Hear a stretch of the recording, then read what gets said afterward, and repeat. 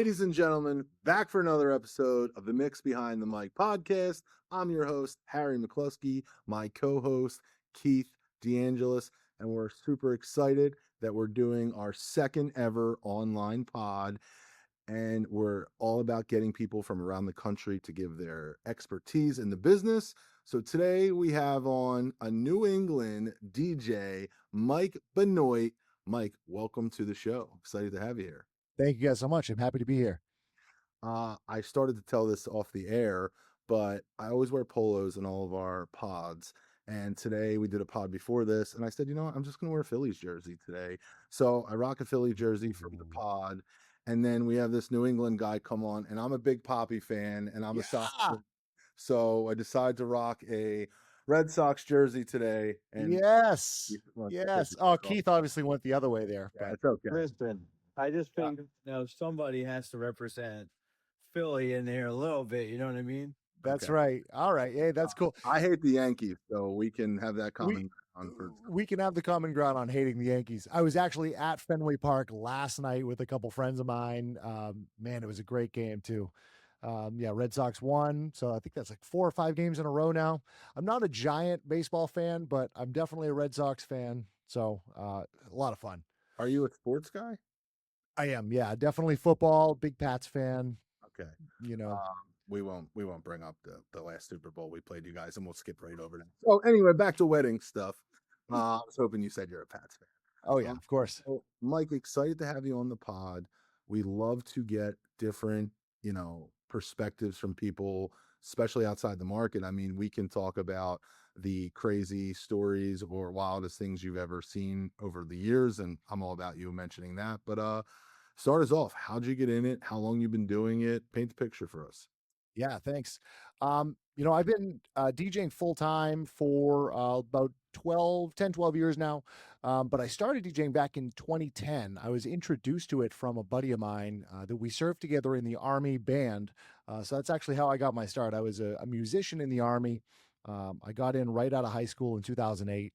And this guy that was my squad leader at the time was a DJ. And he said, "Hey, I think you'd be really good at this. Come with me and, be my assistant for a day."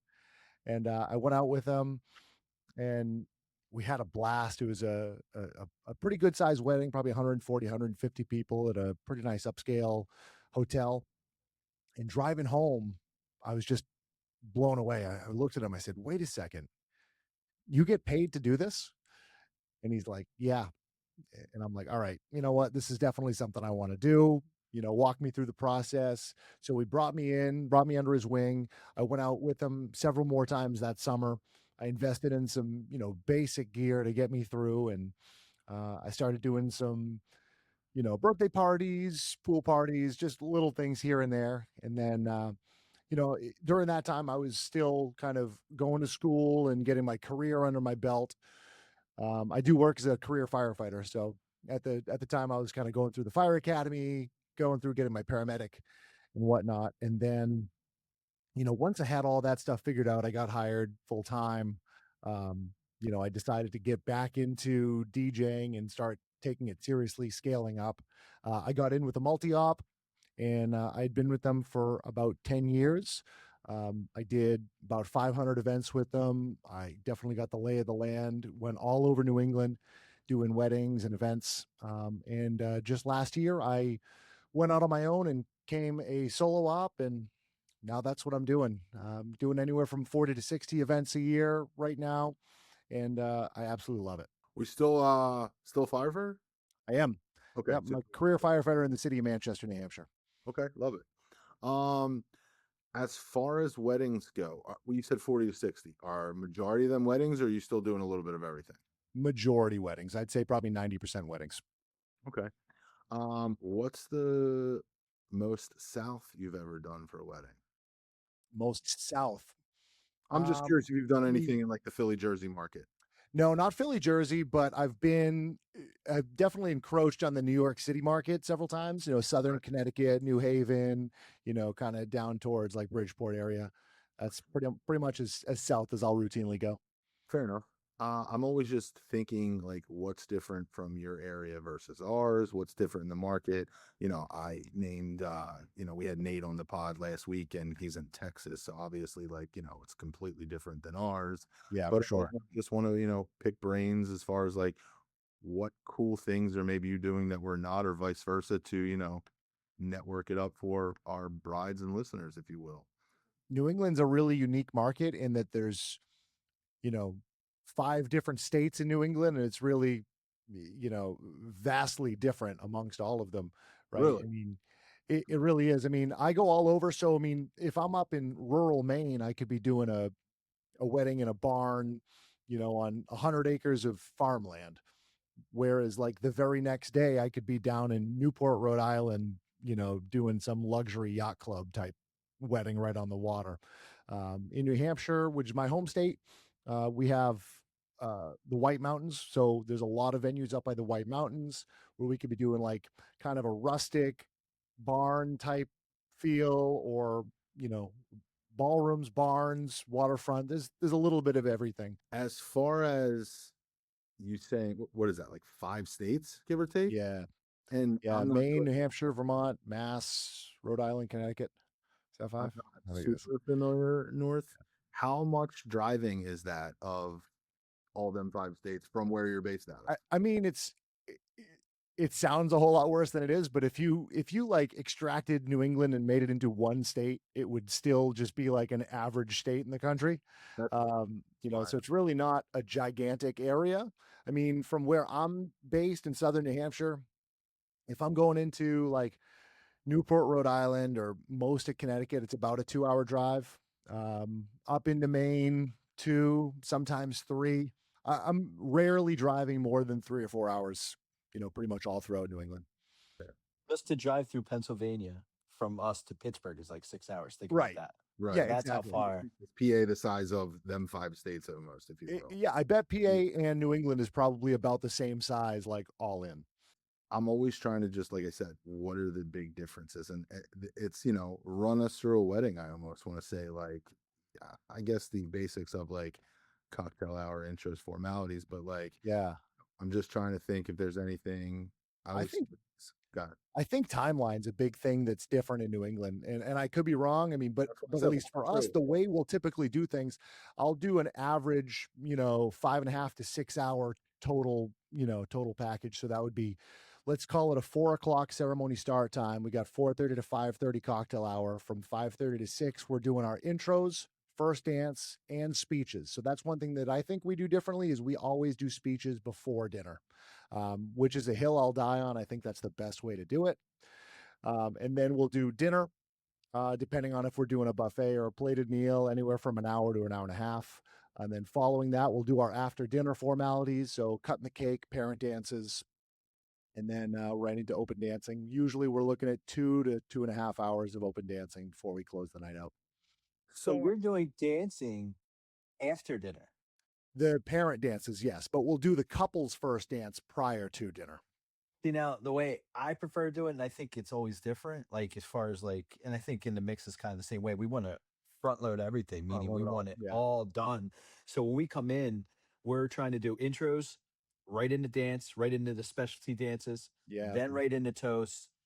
And we're trying to get everything done right there. So now the only thing we have to worry about later is dinner. Then we cut cake and then we're dancing. That's how Yeah. I love to do it. But again, certain venues want certain different things, or sometimes they want to drop a salad course in between, and Right. you have to like deal with certain things like that. But that's the preferred way of us as far as getting everything done. And there's definitely some places that will kind of want you to do it that way, and I don't mind. I mean, we can do parent dances before or after dinner, in my opinion, but I like doing them after because I just think it splits up the formalities nicely. Um, I think about it from the guest's perspective, right? If you're the guest at a wedding and you're like, okay, good, I just watched the newlyweds come in. Good, I'm getting hungry. All right, then we got to watch the first dance. All right, cool. Let me watch these guys, pretend they know what they're doing for 3 minutes. All right. Oh, great. Now they're going to do parent dances. All right. There's another 6 minutes, for parent dances. And then, oh God, now we've got speeches. And if there's one soapbox I got to get up on, it's speeches right now. They are getting out of hand. Um, So Preach, if preach. we're looking at, any more than 3 people speaking for any more than 5 minutes at a whack, we are just wasting time. And as a guest, you're just sitting there watching the clock. You got the servers that are out there holding up the plates, looking over like, "Are we ready to start dinner service yet or what?" Right? So, I don't know. To me, there's nothing that can completely and totally nuke a timeline than speeches that run over, and I've had so much of that lately. You said 5 minutes, and I think that's too long. Three is my bread and butter. I try to say it Yeah. on every pod. Everyone listen, 3 minutes for the speeches. But here's my question for you, and I want to play devil's advocate. I don't really care about the parent dances as much as I care about the speeches as far as when we're saying timeline. One thing of why I push and why I'm so adamant about doing them up front is because I feel like guests are ignorant when if we go first dance and parent dances and then we wait to do the speeches or vice versa, first dance and speeches and wait to do the parent dances, I feel like you never have the attention of the room. I feel like Right. there's people at the bar, there's people that ran out to smoke a cigarette, went to the bathroom, and there's always people talking and don't realize how loud they are, and I think Right. people are rude as shit. So Or that's eating, and then you hear the scraping of the silverware. yeah, Yeah, right, right. exactly. So that's kind of why my motto is always pushing things up front. I feel as though I care more about the speeches than I do the dances. The dances, at least there's, if we're talking parent dances, there's a song playing somewhat loud that can overpower maybe a table bantering back and forth. But when it's Right. speeches, and sometimes venues want to push them later, everyone should be quiet. You can hear people laughing. You can hear people standing at the bar, and people are rude as shit. And I try to tell people that in consults, like, I don't mean to Yeah. talk shit on your couples, but like, people don't care. They're guests. They've been there for 3 hours, if you will, from drinking, etc. Where I really just push getting them done and out of the way. Yeah, and that's definitely true. And again, to your point, if there's only 2 or 3 speeches and they're staying short, then yeah, I guess I don't really have that much of a problem. But I'll tell you a good one. 2 weeks ago, I had a wedding, and I tried to get in front of this. I tried to tell them when I had our consult because they're like, "Oh yeah, we're gonna have 6 speeches." Why ever? Like ever? Please don't, please don't. And here's why. So they had father of the bride, mother of the groom, 2 maids of honor, 2 best men. Were they all When separate, or did you know well, what I mean? How sometimes they do like the doubles? I'm they just told curious. me they told me, "Oh, well, the maids of honor are going together and the best men are going together." And I'm like, "Listen, you can say they're going together all you want, Oh, but each of stay them taking 3 to 5 minutes." Um, and that's exactly what happened. They all went over. Between the 6 speeches, we exceeded 60 minutes of speech time.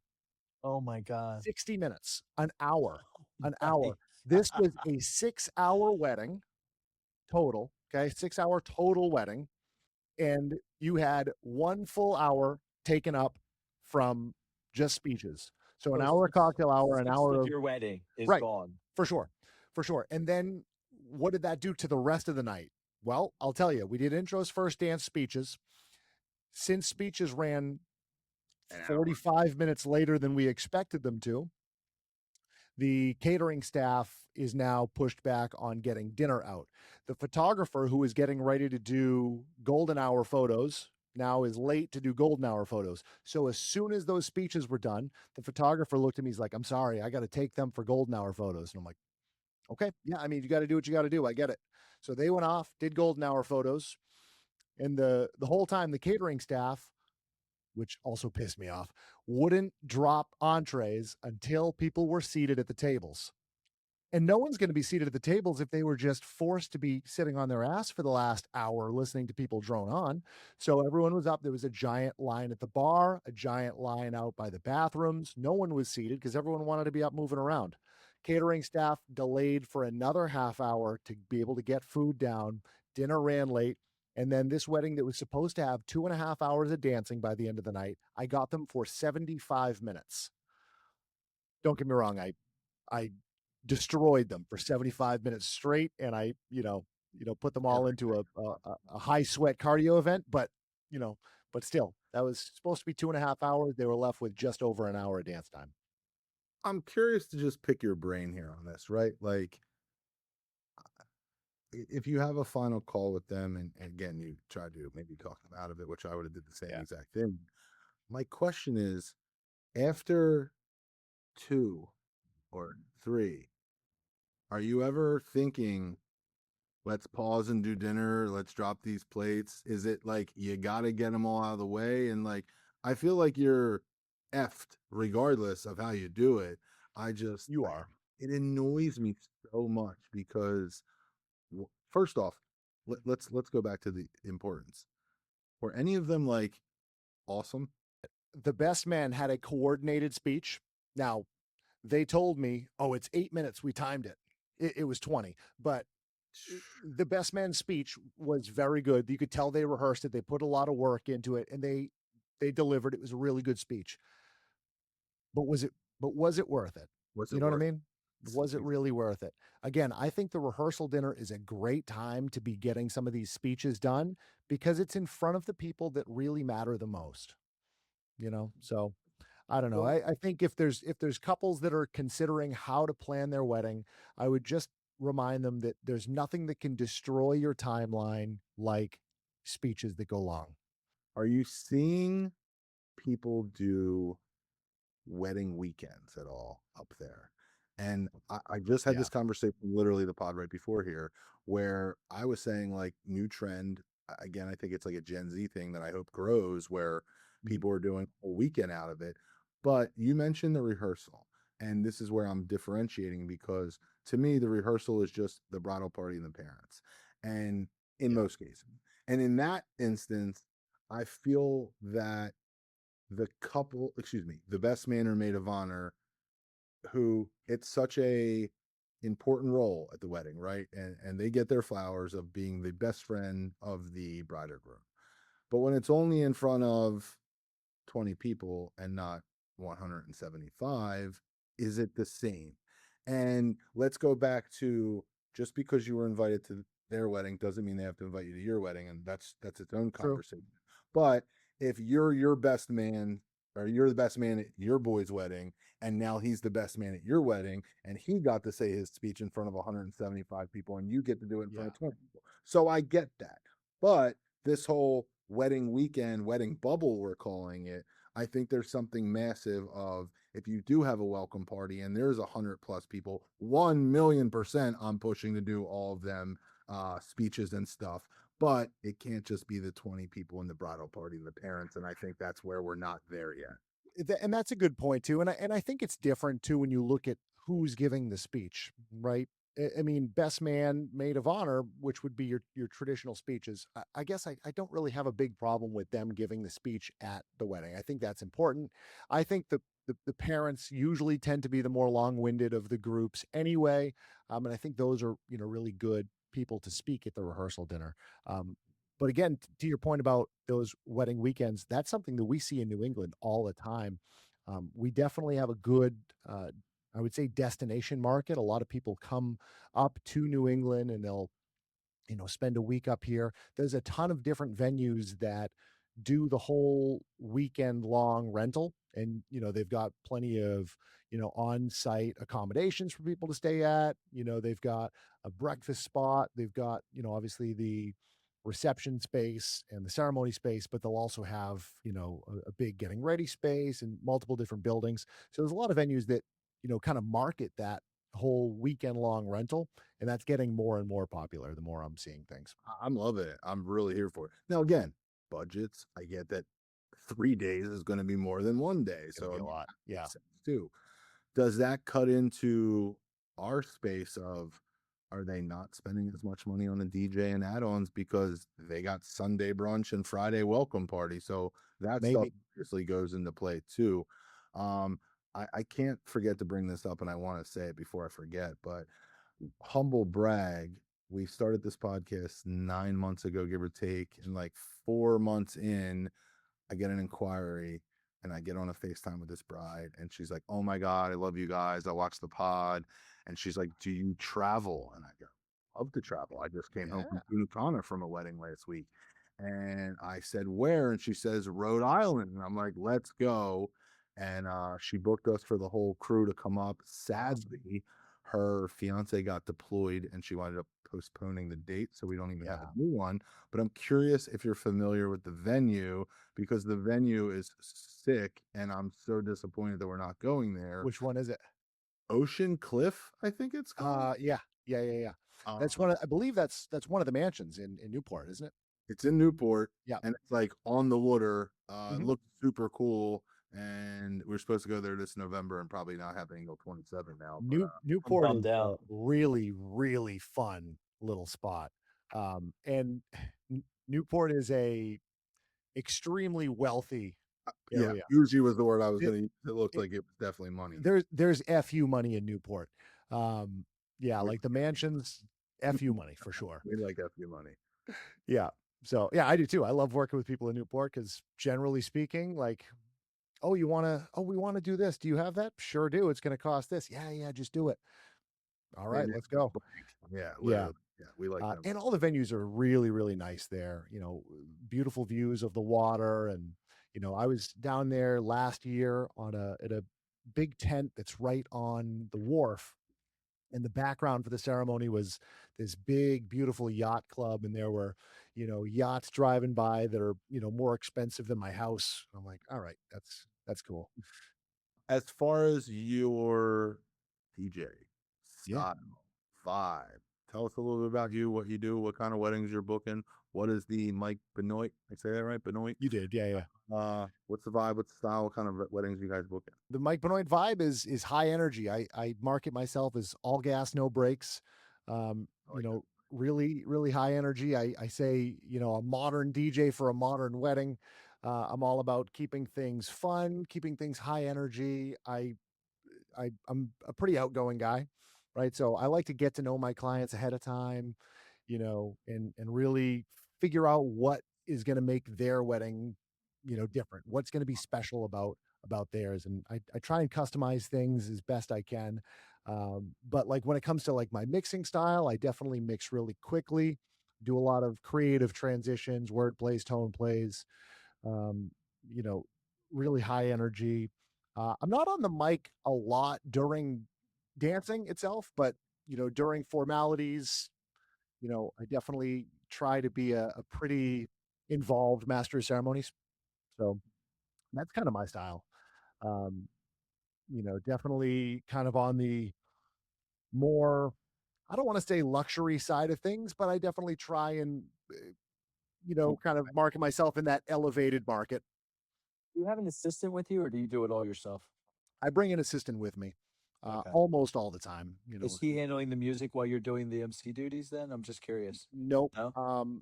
Generally speaking, my assistant is grabbing bags, helping me load up, Gotcha. set up, tear He's a down. roadie, And basically. yes, but I put a lot of emphasis into content creation for my assistant. So Yeah. when Oh, I'm I got that. looking, yeah, so when I'm looking for a new assistant, I'm prioritizing the people that are videographers and good with, filming things, because I'll go through, I'll give them, I've got like an Osmo Pocket 3 camera that I have them record a whole bunch of things with. That makes sense. And I go through, I do all the editing myself. I would love to outsource all my editing, but He knows more about that, trust me. I'm sure. So, I mean, but that's the name of the game now. You got to have content. I've been Yeah. doing I've been being much more intentional about posting on social media much more regularly over the last year or two. And that's been really advantageous for my business. If I'm being honest, That's how we got huge. acquainted. Right. I don't know if it was Harry or I, but we both control the account, and one of us saw one of your posts, and then we went back and forth, and obviously then we follow back. You become kind of Yeah. friends. You talk a little bit, and it's just these little relationships like this. Like if it wasn't for us starting a podcast and doing this, we wouldn't even be talking together right now. We 100%. wouldn't even know about you. So it's very cool to show how like people come together over social media. When social media is good, it's good. We all know like Oh. the downfalls of it, but When when it's it's bad, good, it's bad. Yeah. I was just I have a video that's going. I don't want to say viral right now, but I've got a video that's doing really well right now. And I was just going through some comments the other night, and I'm like, oh, this dude's hating on me Dude, hardcore right you now. need that if you want it to do well, though. It's sad, but you do. It's like And it was good for engagement because I'm starting to like right. bark back at him, you know. And then at the end of the day, I'm like, I'm really getting upset, and I'm like, why am I letting You this can't. dude? Why am I You letting can't. this dude get upset? So I click on his profile, and I'm like, all right, let's see what this guy's all about. He's got like a website from the early '90s, and he's playing bowling alleys on Tuesday nights. I'm like, what? You know what? I should be letting this guy, get me upset right now. First off, I'm bringing up multiple things that we could say I about know. I know one thing he's about to say though. DG. Like, where are we going with that? Well, I thought you were gonna say like our first really viral video was like 90% of the comments were like them tearing into me because I cut Harry off during him explaining this thing. It was the one where we were talking about the like officiant in the aisle, and it's got like Oh I yeah, think it's at like 2 million or whatever it's at. But Green now. most that's right, a but good the video. comments are just destroying me. Let him talk, this and that. And it started off like I got mad, like you Weddings or the comment or the actual thing. It's just people talking shit on him. like me, like I interrupted him. So I was like this horrible person. We Right. say I this. kept typing. Go ahead. I was just gonna say we say this a lot. Mike, I'm almost positive I know you know the name Dave Gordon, and Dave's a good buddy of mine. Yeah, same. We're very close, and he gets lit up daily Dude, on Facebook of I people love just it too. talking shit, and I he's love it. Facebook. you're It's just Facebook is the His worst. Facebook, it's a cesspool, and it's so They funny. So hate.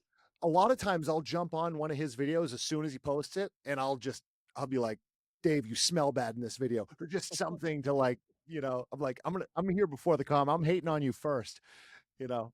In all I actuality, miss. like he'll text me and he'll be like, he's like, oh, that's really funny. I'm like, yeah, I know. I'm just messing with he you. I love posted that kid. something. He posted a big video about his bag. He got a bag from when he won that Yep. competition, and he's like, "I'm gonna take everything out of this bag and put it into this." And I'm like, "What nerd gift can I find?" And just be like, Right. Yeah. but this also helps your brand. I mean, I'll be honest with you having the conversation with us right now. If you didn't have the social media presence that you had, we wouldn't actually came on the spot. I Oh, thank you. felt like I knew you enough from watching your content over the past couple months that we follow each other on socials that you could have some good insight, be a good conversation. And respectfully, random people reach out to come on the pod, and I'm always honored when people want to come on the pod. Sure. But if I don't think they're going to be a good conversation and I don't think that they're going to have some good insight for our brides, well, what's the point of me bringing them on the podcast? So kudos to Yeah. you for having good content out there, and we're happy to have you on there. Oh, well, thank you so much. Yeah, no, like I said, I'm honored to be here. And this was like, like I said, I've been doing this for, I don't know, 10 to 15 years, depending on when you really start the beginning of the business. But um, I never imagined that I would kind of build a following. And, now I'm Great. starting to get a little bit of one, and it's really surreal. So yeah, Yeah. I'm really kind of excited to kind of keep things going and keep doing my thing. I'm glad that we're able to do these over the internet now. We're meeting people in all places throughout because everybody does weddings differently. Like we posted something they were talking about. Remember New Orleans? Harry, they were talking about how like they don't do dinner in New Orleans. Like it's just because we posted something where we wanted to get rid of dinner, and that posted pretty well. And Yeah. little and people in the comments, this how they do it in New Orleans, New Orleans. And then but it's cool. And then we had Nate on. He's from Texas, so we got to learn a little bit about like things from there. It's just Yeah. I love how it's bringing us like other parts of the country. I'm only going to cut them off because I'm going to forget. And there's two things I want to say. I already forget one of them that fast. Damn it. The one thing that is not one thing was relatable. I forgot that one. The other thing I was going to say was you were talking about people all over the country. Keith, you're beat because you're going to be on vacation, but I'm trying to time this up where I say, Mike, I have every intention of meeting you next month because I know you're doing Nice. DJ X, and we try to always bring a group down. Pinpoint that real quick. Is that DJ related? I know you're speaking or doing some sort of like show when you're there. Yeah, it is for sure. Yeah, I'm going to be presenting a seminar next month at DJX in Atlantic City, and it's going to be my first speaking engagement. I'm teaching a class called "Bet on Yourself: Why You're Capable of More," and really, what it is taking a look inside at our DJ businesses and our performance, and identifying weak points. And I'm going to be giving people, concrete tips on how you can improve those different areas. Everyone sucks at something. There's Sure. not a DJ out there that is a master at every single thing that you need to be expected to do as a DJ. It's like when you build a character on a video game, right? If you're playing like NBA 2K and you go to create your ideal player, you're not going to be able to make a 7'6" point guard who can dribble like Steph Curry, shoot, shoot the three, put the ball down like Allen Iverson with the physicality of LeBron James and dunk like Shaq. You can't create that character I believe because they call that Wemby today, but I get what you're saying. good point. Good point. But you generally can't create that character because when you exceed in one side, you need to be kind of deficient in the other. So this seminar is all about that and identifying those pieces within your individual brand and business that can be improved upon. I'm I'm someone I consider myself a pretty well-rounded DJ, and that's because I've continued to focus on the things that I think I suck at. And I focus on those things that I suck at so much, they eventually become strengths. And then I'm looking at something that at one point I considered to be a very big strength of my business that I'm like, okay, well, now this is kind of lacking a little bit. So now I need to bring that up as well. Um, and it comes down to being in the learning mindset. You need to always be willing to get better at what you're doing and to be a student of the craft, to be a lifelong student. If you feel like you've learned everything, it's time to get out. It's time to be done. I So dig it. that's kind of what this class is about, and I'm really excited to bring What it to day of the week is that? Tells you if I'm coming or not. To be honest, I don't even know yet. I actually got to reach out to. I got to What reach. date is it? What's the date? Do you know the date 10th, 11th, 12th, give or take, something like that. of August? Yeah, it's going to be on the calendar during the here. conference. I But think it's I a don't know. Wednesday because the 8th is a Saturday. 100%. Well, That's when I'll I be. know Yeah, no, it's it's the 10th, 11th, and 10, 12th. 10, Those are 11, the 3 12. days of the expo. One of our DJs is like spinning a set with like both lighting. Dave Gordon set it up. Oh, on cool. one- Yeah. So like I think I'm going like Tuesday into Wednesday, but I was like debating on if I was doing like the actual like what's it called? Like the seminars, if you will. Oh, yeah. But I think I probably will this year. That's where we went last year. Yeah, same exact thing. It was in August? It's always in Yeah. August. It's always in August. But I It's went always in, like the second week in August. guess I went on vacation a different Later, time last year. like yeah. But I'll All right, actually be spinning a set at the Both Lighting booth as well. With Oh, cool. shout out to Dave. He reached out to me. He's like, "Hey, can you do a set?" I'm like, "Yeah, absolutely." Yeah, So that's I'll be doing that on I'm Wednesday. sad I'm not going to be there now. So I got some random questions on this stuff that I just wanted to like throw at you.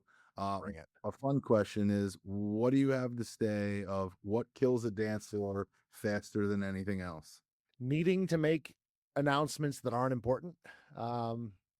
Yeah, I mean, bar staff comes up or oh, hey, you need to announce that the 9 p.m. shuttle's here. I'm like, Okay. I thought you were close to got it. My worst is the desserts are now open in the desserts, room yeah. 3 doors down that has nowhere near, and now you just cleared the dance floor. Hey, there's late night snacks. Everyone, grab yourself some cheeseburger sliders. They can grab it on the way out. Yeah, I'm like, I get it, but it's your wedding. Customize it the way you want, and it's good to give your guests a variety of things to do. Another thing I think kills a dance floor is when you have too much things for your guests to be doing. If there's a bonfire outside and it's a really nice 70-degree night out there, not a cloud in the sky, doesn't matter what kind of fire I'm spinning inside, that bonfire is going to be pulling people out because it's a beautiful night, you know? So things like that. I think if you give your guests too much to do, then they're going to be spread out in too many different areas. And it comes down to the priorities that our couples want, right? If you want a laid back night where you have everyone out by the bonfire and just some background music playing, no problem. But you're not the DJ for that wedding. But again, you shouldn't hire me if that's what you want. You know what I mean? But if you want an all-out rager on the dance floor all night, then great. Right. But don't be setting up a million other things for your guests to be doing during that time. Do you do a lot of tent weddings? I don't know. Is that like I do a decent amount. I actually did 2 tent weddings this past weekend. Sounds terrible if it's hot as shit out, but And we're going through a heat wave right now. So right. yeah. It's going to be 100 here tomorrow and Thursday. Same. Yeah, it's going to be hot.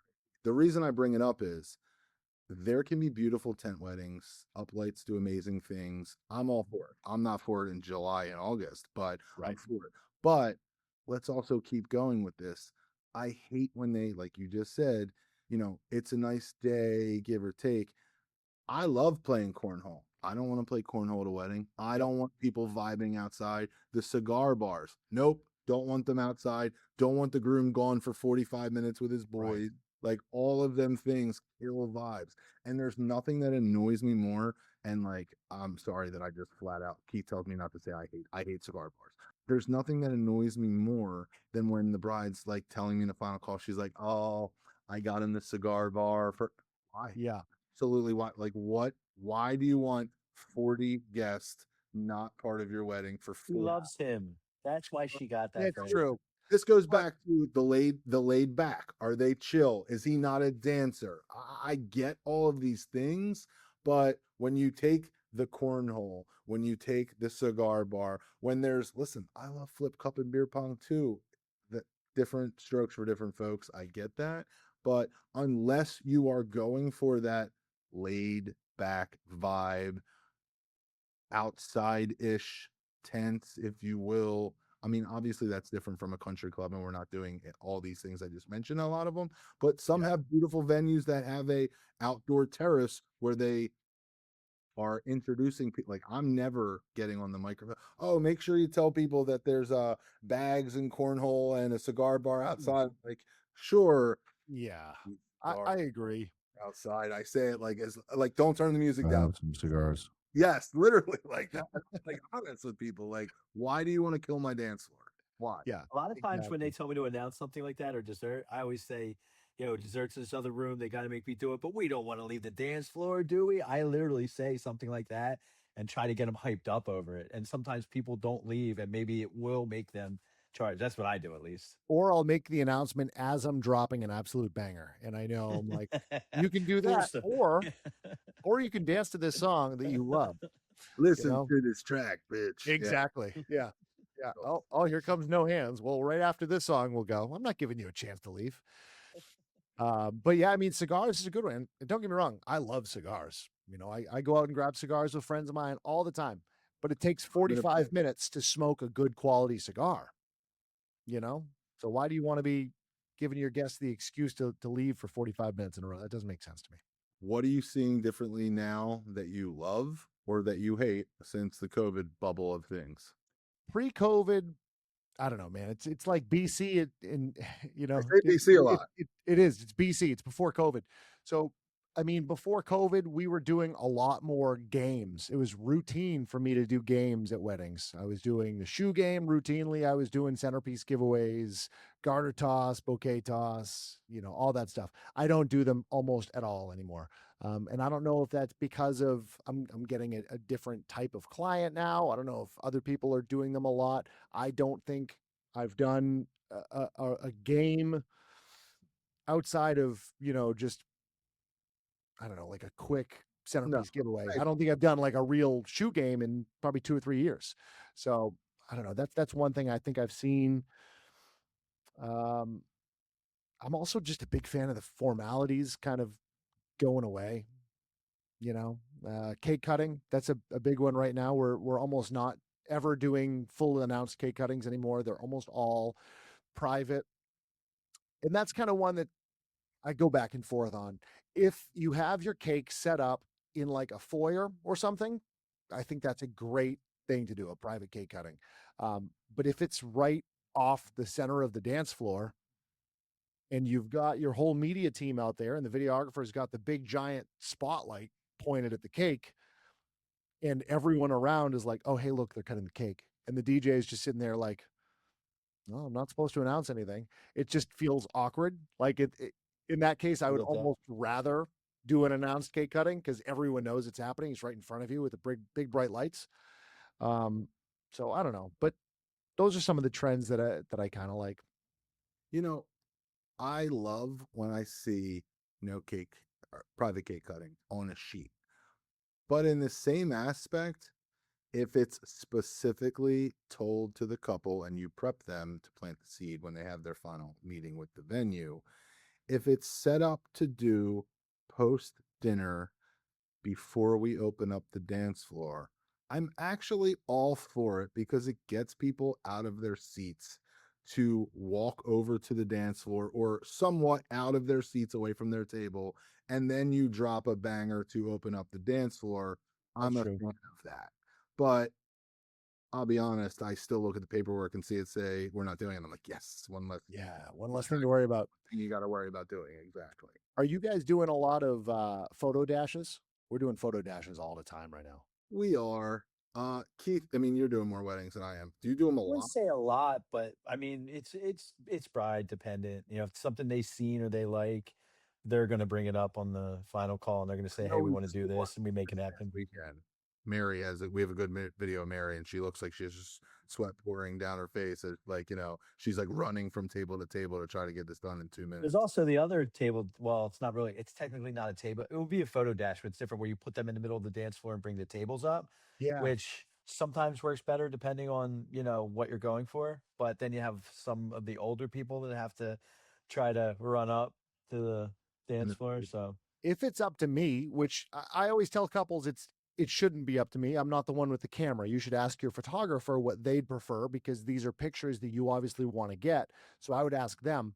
But if it were up to me, I would say have the couple go from table to table because you're going to be able to do it quicker. When you're trying to get all the tables to come up to the dance floor and stage a picture with the couples, that's going to take much longer. I've done it both ways, and I always prefer to have the couple go from table to table. we'll say this: devil's advocate to that is, I would say that the pictures probably are going to look better when they're on the dance floor in the same spot, and you're bringing up everyone around them for framing of the picture. Just not that I'm a photographer, but I do video, so I kind of understand. It's when you're crowded around a table and then there's like stuff in the way. You know, I get that, but I also think, I don't know. To me, a photo dash should be, I think, should be the fun outgoing pictures. It shouldn't be oh, here's all of us standing. I think you should be doing holding someone up and someone's kneeling down, someone's drinking a beer. I don't know. It should be something that's a little more fun. It goes back to like, I never want to sound like I'm like the grandpa that's like, I don't want to do like, Back in my day. yeah, literally. So it's like, dude, I just did one this past weekend, and I'm friends with the bride's mom, and it made me feel so old that like I relate to the bride so much. I relate to the bride so much. And now I met this woman who I'm friends with in a network group like 10, 12 years ago. And when I met her, she had a 12-year-old daughter, and that 25-year-old bride is now, Yeah. her kid. And I'm just like, damn, I'm so old. Again, little things like the anything that people want to incorporate in their wedding pre opening up the dance floor, I care way less about because they're not Yeah. killing vibes. But when you add in 6 speeches and some of these extra things, it takes 5 minutes a pop. I literally cannot get over your story about 60 minutes. My 20-year career, I don't think I've ever had one that's hour. crazy. That's Had it twice within the last 9 months. I had another one, almost the same exact thing, about last September. I'm not saying I've never had 6, which is like probably the max, but never for an hour. That's insane. Crazy. And like it, at what point in time, like again, I say we do this pod for the brides, right? And then there's things where I'm like, how do we like make sure we send these to the brides maids or the moms, or you know what I mean? Like, Yeah. because I always think there's a lot of good information that we talk about on these pods, but like let's go back to this real quick. Like all these speeches, you mentioned the guys. The guys together was 20 minutes, like, which is still absolutely overboard, overkill, all the above. Let's make that clear. But were they last? Just curious. They were. So like it's one of them things where, if the girls know that they were going to do something big, like, yeah, okay, make sure they go last because they don't want to follow that. I get Right. all that. But like if you have a long speech, and everybody that's giving a speech at a wedding should be Googling this right now, or they could just, listen to our podcast. How do you not find yourself rude to the other people that get to speak? Because if yours was, I like to leave 10 minutes total for all speeches. Okay. I don't care how many there are. 10 Right. minutes is my ideal of time that we should. And I should also say that the venue probably allots 30 minutes from intros, formalities, first dance, parent dance speeches. As I said, we do it all up front. Yeah. But like after the first one or two, like I can't imagine what was going in the best men's heads when we're 40 minutes into something and they And tell you they know they've got a long speech planned. I don't want to say that I'm rude or anything about it, but when I'm going through and lining up the wedding party prior to introductions, one of the stern's a things good I word. always do is I go up to anyone who's giving a speech and I always say the same thing. I'm like, hey, when you give your speech, I'll call you up. You go stand next to the bride and groom at the sweetheart table. When you're talking to the mic, talk right into it. Don't bring it down here like this. They always, no one knows how to talk on a mic. But um, so I try and go through that. And then I say, hey, how long is your speech? And then they always say, oh, it's not too long. I'm like, but how long is it? And a lot of times they'll say, "Oh, I don't have anything prepared. I'm just gonna wing it." Red flag, red flag right away. Um, and then they'll say, "Oh, yeah, probably like 5 minutes or so, but yeah, I won't go too long." Everyone's is 5 minutes. Yeah, I once had a father of the bride. Oh my God, I once had a father of the bride that gave a 24-minute speech, and he was the first of like four. Luckily, the rest of them kind of went quick, but the father of the bride couldn't read a room, to save his life. How many times do you think is the appropriate number of times to say the word placenta during your speech? 0. I would say zero. Zero is probably the right answer. This guy said it 2 times during his speech. I'm like, what are we doing? What are we doing right now? So yeah, I mean, ignorant is a good way to say it. You're giving a speech. You're congratulating the couple on their marriage. It doesn't take any more than 3 minutes to congratulate the couple on their marriage and say, "I'm so blessed to be here. We've shared some incredible times. Hey, let's have a great time. Once again, congratulations to the newlyweds." Good. And All set. this just brings up a perfect thing. And this is why like I like talking to DJs because we could chop it up and talk music and killer stories or things that kill dance floors. But like, can we also talk about how we prep for weddings? Because Mhm.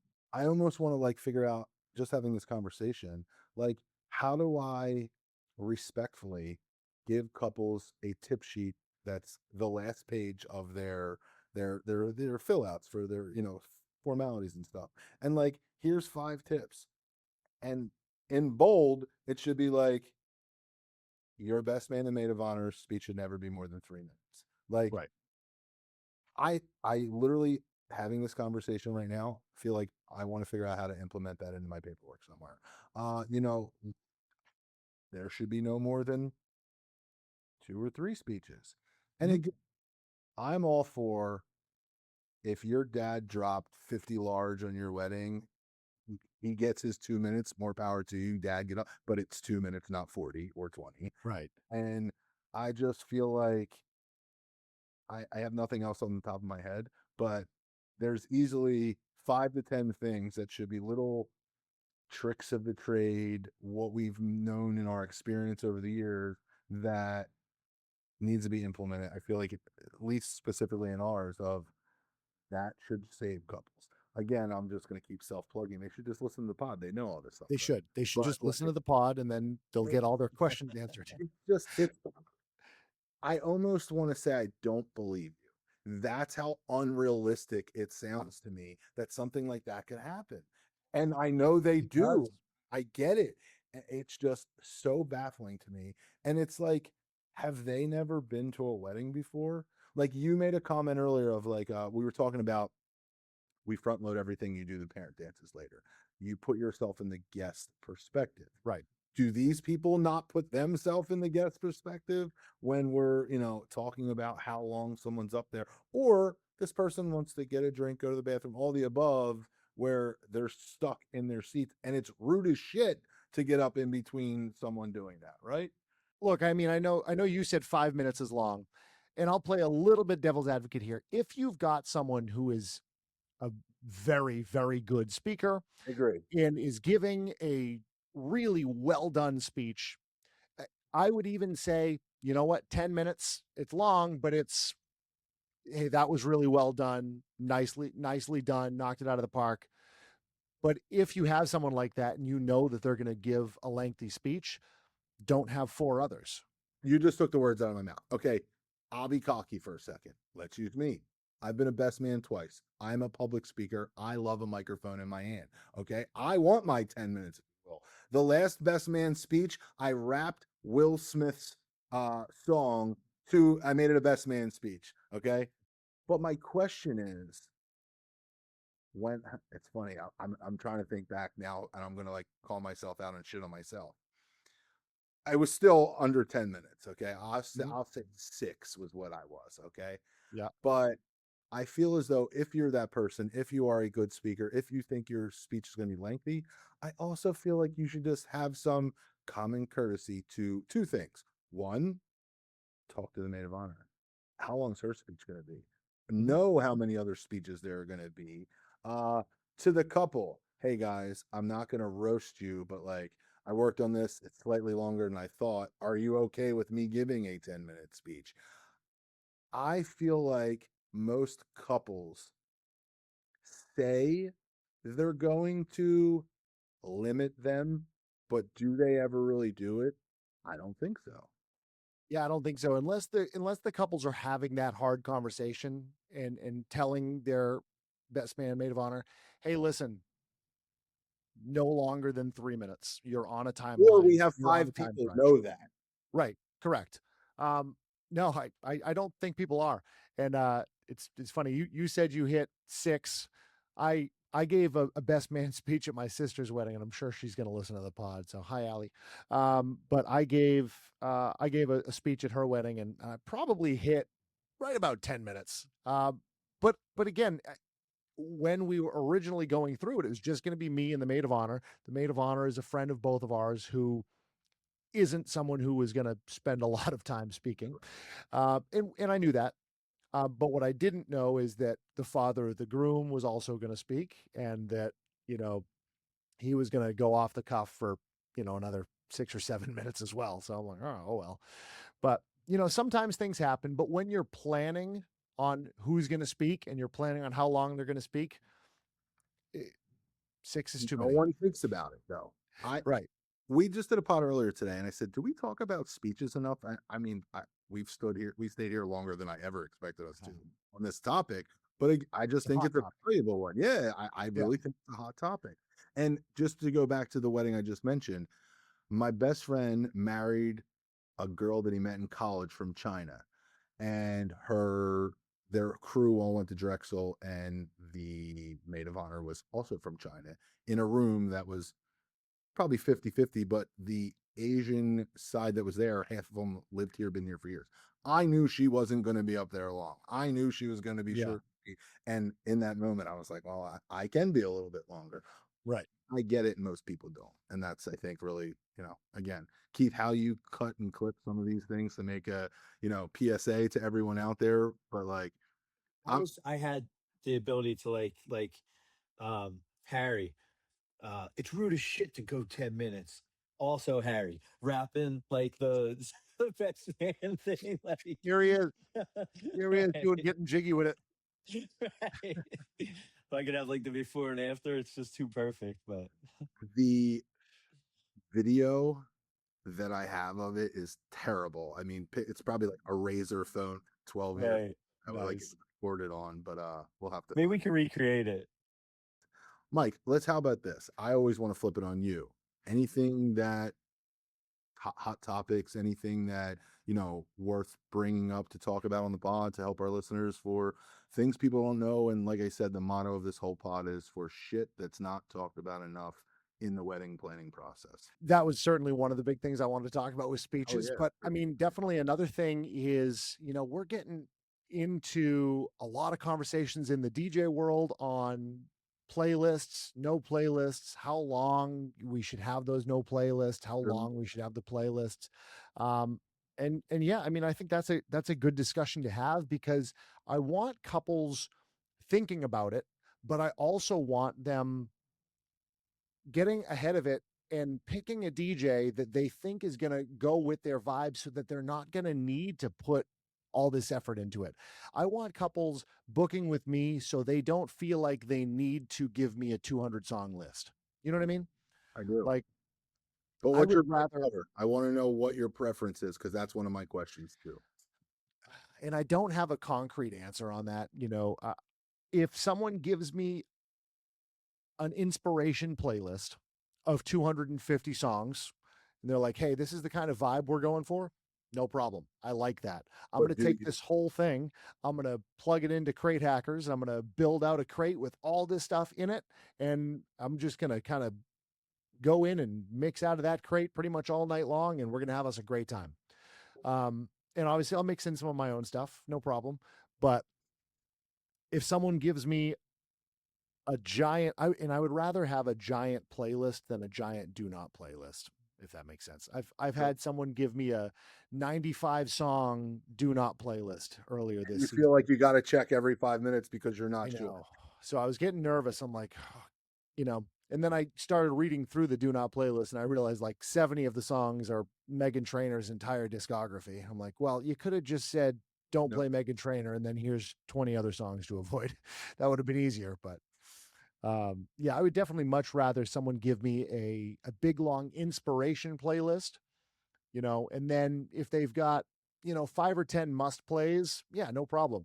Just know that I'm gonna play more than these 5 or 10 must plays, Right. but I would rather have that inspiration playlist because I think that gives me a whole lot of ideas. And again, I want to have that trust with my couples that they already kind of know, what I'm going to give them, if that makes sense. No, it does.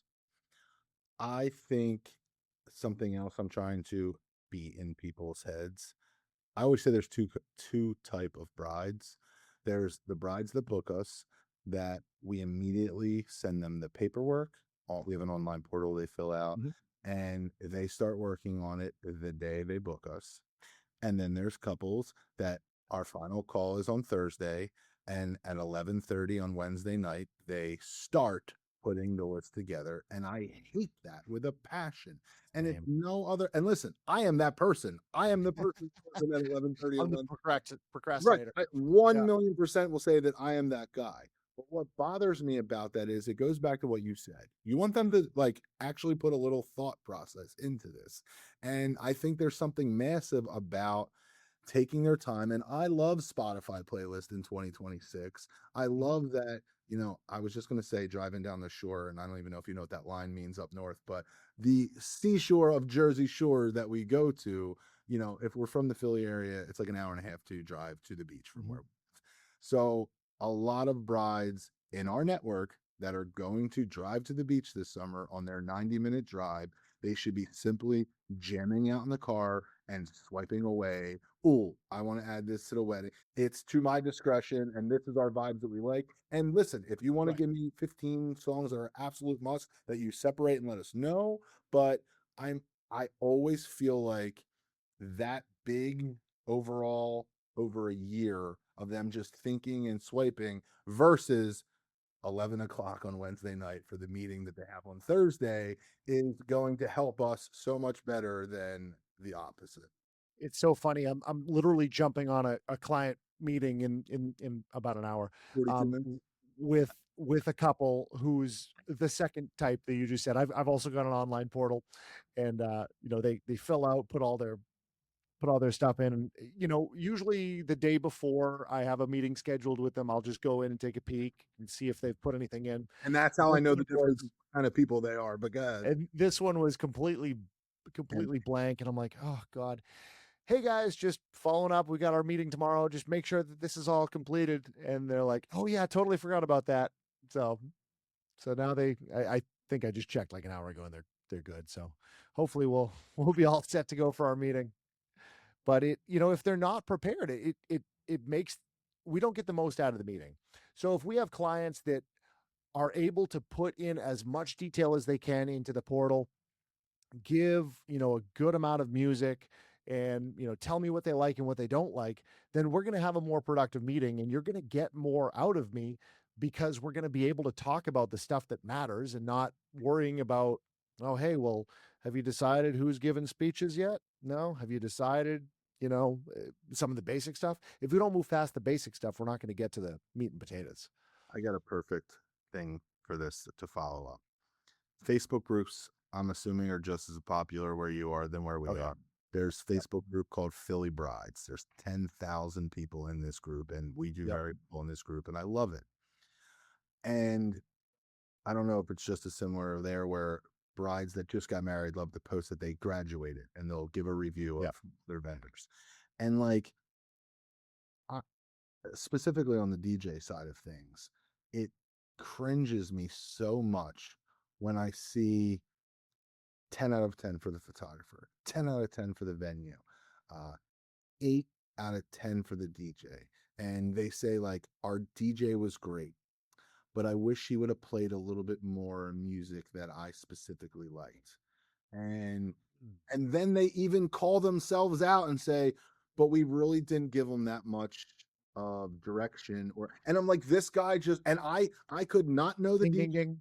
or I could realistically, I could not even like the DJ or the company, and I still want to comment and back them up because I'm Right. like, you didn't give them anything to work with, You but did you're this to yourself. explaining, right. So that's why it's just so important to me and again, don't get me wrong, 10 years ago, I loved when they're like, we saw you at a wedding, do your thing and give me nothing. I used to love the Right. freedom. I don't even want that these days. I want something. I want them to give me. And someone recently came on the pod and they were like, I like when they share, I like when I can see all of their playlists. Like their girls' night, their wine night, their, cry me a river playlist, like all of it. Like maybe I sprinkle some of that into their cocktail or dinner playlist, and they were like, wow, like this guy did his homework. One thing that I do, which I don't know if a lot of other DJs do or not, but I've created a music genre quiz in my portal that I give to all my couples as well. And I've got multiple different genres of music, and I ask them to rate them from 0 to 10. 10 being I love it, 0 being I hate it. And we go anywhere from wedding classics and oldies to, 2010s hip hop, 90s pop, boy band, Britney Spears stuff, and then like EDM, pop punk, and emo. So I'll ask all these different genres and have them, give me some ratings. So even if they give me 0 songs, I'll go based on that. And that gives me a ton of great ideas because I'm like, well, hey, these guys gave a, pop punk and emo 10 out of 10. So I know we're playing Sugar, We're Going Down. I know I'm playing The Middle by Jimmy Eat World, right? I'm already thinking, okay, I've got Actually, genius. a whole bunch Good of idea. different things that I know I'm going to kind of hone in on. I like it. And again, this is why I like talking to DJs. Maybe it's something between you saying that and me making the cheat sheet of suggestions to tell your people they get 5 minutes max. Like we always take something productive out of, chopping it up with a DJ. This is just a random question that I'm going to ask you, but you said you do 6 states. Don't just say it because it's your home state, but like, is there a, best dancing state of one over the others that you do? Well, See, he's gasping, so he wants to say New I mean, Hampshire. it is New Hampshire. It is New Hampshire. New Hampshire is the greatest state in the country, and I'll die on that hill too. Okay. You've got the best of everything, right? Where I live in Manchester, it is a 1 hour drive for me to get to anywhere worth going. I can get to the ocean, I can go to the beach in an hour, I can get up to the White Mountains in an hour, go skiing. I can get out to the middle of Vermont, in about an hour. And I can get into a major city in Boston in an hour. So like where I'm at, I get the best of everything.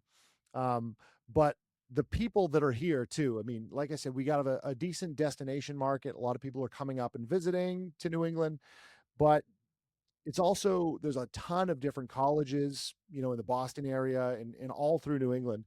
So, there's definitely younger crowds. That being said, there's not much of a nightlife market in New Hampshire at all. Boston's got a great nightlife market, but there's really not a good one in New Hampshire.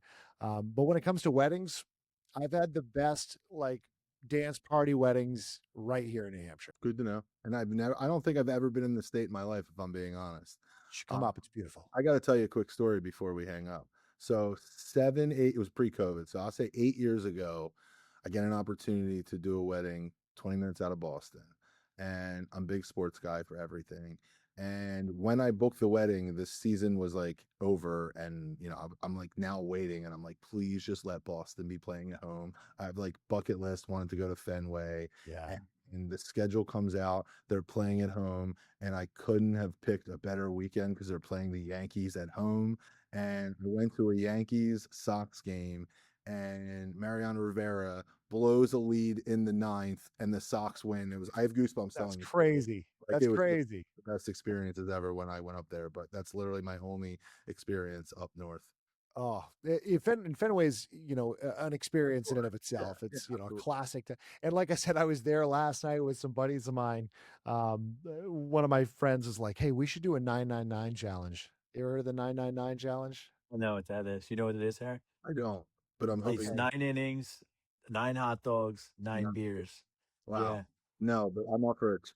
I think I'm up for it. That's a lot of hot dogs. I'm not concerned. that's It's a Beer. lot of it's a lot of hot dogs. it's a lot of everything. Listen, Wait, did you? So you're saying you did it, or you're thinking no, about doing no, it? we went in with the idea of maybe doing it, and then we grabbed dinner before we went in, and I'm like, there's no way I can eat 9 hot dogs. You Maybe I can't can eat grab 9 hot dinner dogs. prior to doing that. No, I don't think It's there's one any or way the I could other. eat 9 hot dogs even on an empty stomach. Those things are, oh, Well, crazy you know, filling. it's a funny thing. In the UK, 999 is who you call for emergencies. That's the 911 in England. So Yep, you might I'm need familiar that. with that. Yeah, that's my day job. Right. You Yeah, might, I'm saying if you do that challenge, some people might need need to call that. yeah, So for sure. I have a closing question. I'm Mhm. gonna put you on the spot, and I think it's a good one. If every couple watching this remembered one thing before hiring their DJ, what would you want it to be? Do your research. There's nothing that can ruin a wedding like a bad DJ can. When people are looking back on all the weddings they've been to, they can think about the great times that they've had. They can think about, the beautiful views, the good food. But when they're remembering how much fun they had, it's because of the DJ. And if Right. they're remembering a train wreck of a night, It's because of it's the DJ. because of the DJ. The DJ did something wrong. So I always tell people no one can ruin a wedding like a bad DJ can. So make sure you're doing your due diligence.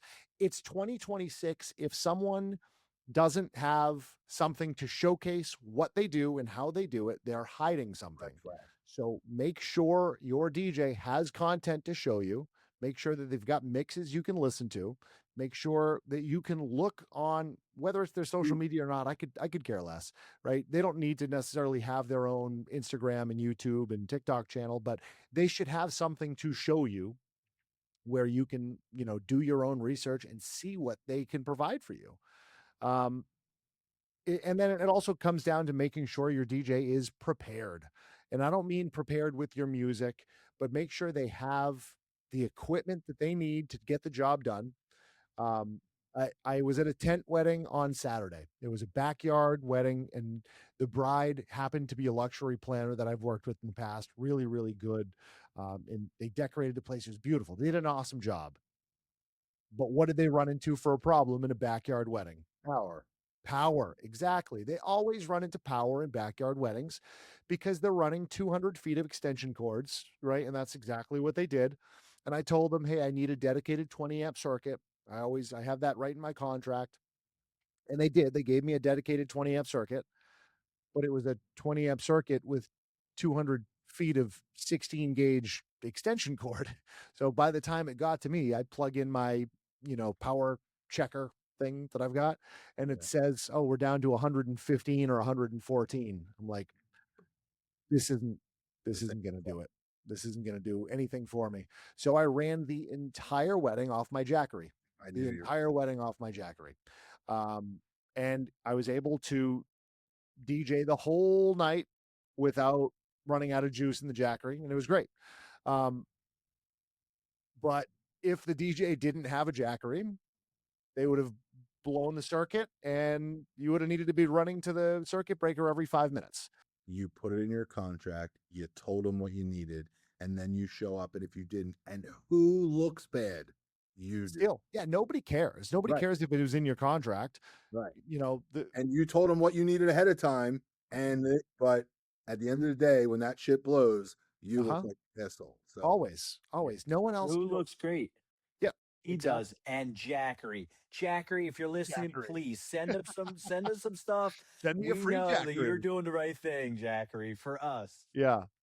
No, I mean, but that just comes down to preparation, right? I mean, I show up with a 6x12 trailer. You know, New England, I have the luxury of being able to have a trailer. Probably wouldn't work in Philly, towing a trailer everywhere, but I keep everything in a trailer, and I've got tons and tons and tons of backups ready to go, just in case, right? And I No. can't tell you how many times I need to reach into the trailer because I'm like, oh, you know what? I'm going to need a shim here to stick under a speaker to level it out, or an extra 50-foot XLR cable. Yeah. So Being prepared is everything.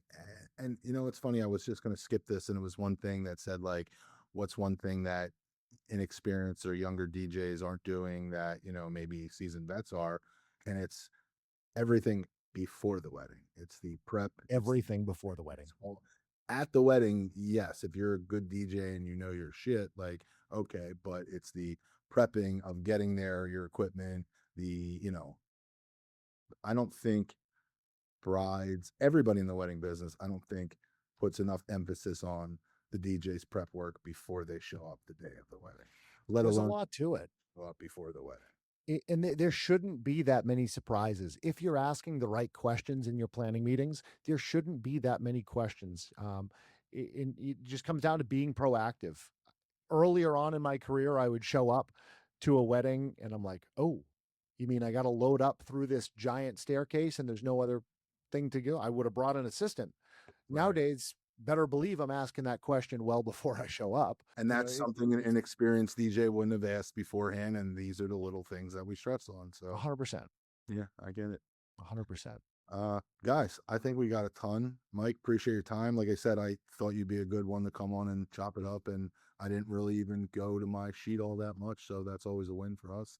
And let me know, reach out to us when you officially know when you're doing your day in AC, and me and the crew will come over and check you out.